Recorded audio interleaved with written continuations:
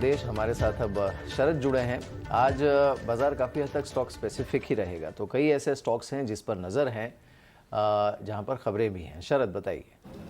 जी बिल्कुल, तो सबसे पहले स्टॉक स्पेसिफिक ही रहेगा बाज़ार में फोकस, और सबसे पहले जी लेते हैं। तो पुनीत गोयनका जो एमडी सीईओ हैं, उन्होंने बयान दिया है कि जो जी और सोनी की जो मर्जर है वो फाइनल स्टेजेस में है, और उसके अलावा जो इनकी जो रेवेन्यू आएगी on a stand alone basis वो लगभग 14,800 करोड़ की आने की बात है, और सोनी की जो इन्वेस्टमेंट है वो ऑलमोस्ट 11,725 करोड़ में पैक किया गया है, और जो फोकस रहेगी सेट एंटिटी की वो आपकी स्पोर्ट्स की तरफ रहेगी। उसके अलावा टेलीकॉम सेक्टर में अच्छे न्यूज़ देखने को मिल रहे हैं, और अब जो है इसे बढ़ोतरी देखेंगे। इसमें स्पेशली जो रिपोर्ट्स आ रहे हैं कि जो डिपार्टमेंट ऑफ टेलीकम्युनिकेशंस है वो कह रही हैं सुप्रीम कोर्ट को कि जो बैंक गारंटीज़ हैं उन्हें वापस टेलको कंपनीज़ को लौटा दिया जाए। तो सबसे ज़्यादा फ़ायदा किसको होगा? वोडाफोन आइडिया को। लगभग 10,000 करोड़ बैंक गारंटीज़ है उन्हें वापस मिल सकते हैं, और एयरटेल का जो अमाउंट है लगभग 3,000 करोड़ का है। उसके अलावा भारतीय एयरटेल में एक अच्छी न्यूज़ आई है कि मूडीज़ ने अपग्रेड कर दी है।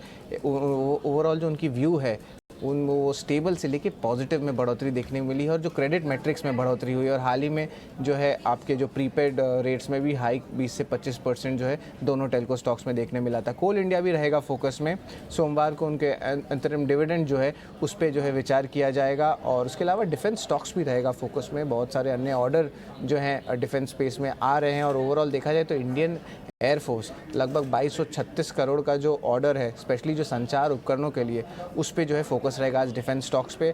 और बल्क डील्स में जो कल नतीजे आए थे आपके स्पेशली वेदांता के, उसमें प्रमोटर्स जो थे ओवरऑल 2 प्रमोटर एंटिटीज़ ने लगभग 3.7% स्टेक जो है, जो ऑलमोस्ट 4,900 करोड़ तक आता है, वो जो ऑलरेडी ओपन मार्केट से ले लिया है। हालांकि ऑफर जो था 4.7% का था।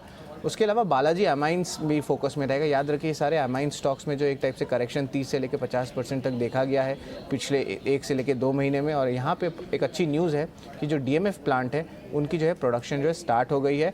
और उसके अलावा फंड एक्शन में एक और चीज़ इंपॉर्टेंट हमें देखने मिला है कि लाइका लैब्स एक कंपनी है, वहाँ पर लगातार दूसरे दिन इप्का लैब्स ने जो है लगभग 18 लाख शेयर्स खरीदा है।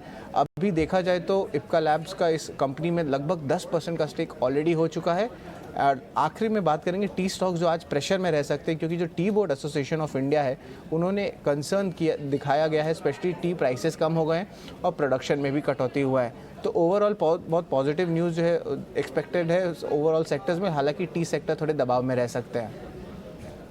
तो ये वो स्टॉक्स हैं जिस पर आपको नज़र रखनी चाहिए। हमारे साथ अब